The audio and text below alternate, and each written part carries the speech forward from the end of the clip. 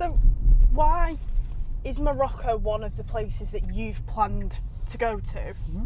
Morocco is a country which is very different from, you only take, if you take 2.5 hour flight to Italy, Spain, you find kind of similar weather and food. When you go to Morocco, it's literally like, I would say, an hour further from all these destinations. But that's a whole different culture, Would you recommend Morocco for anyone of any culture, any religion? Of course. Like I said, the reason why I mentioned previously about Asian community is because they have to travel quite far away to enjoy their own, the culture. But that's not limited to them only. Yeah. It's for everybody from all around the world.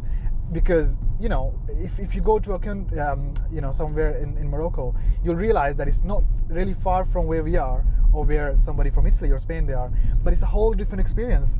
People, they're really lovely, they're really welcoming, compared to many of the places that I've been to. So yeah, it's a very welcoming country. Everybody's welcome there, and everybody's really when they get there, and the vibe they have, it's like, oh my god, this is so friendly. People are so welcoming.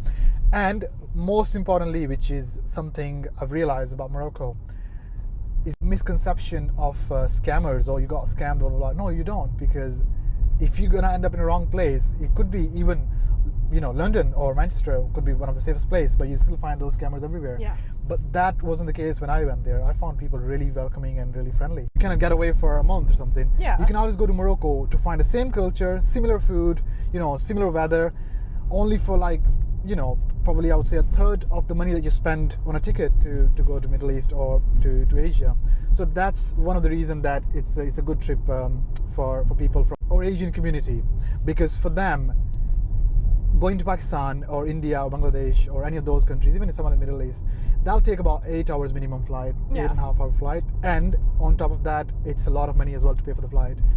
So if you cannot do that, and if you, let's say, you got a lot of responsibilities, and you cannot, so I think it's for everybody, not just for certain culture or certain religion, because you will have people traveling from all around the world.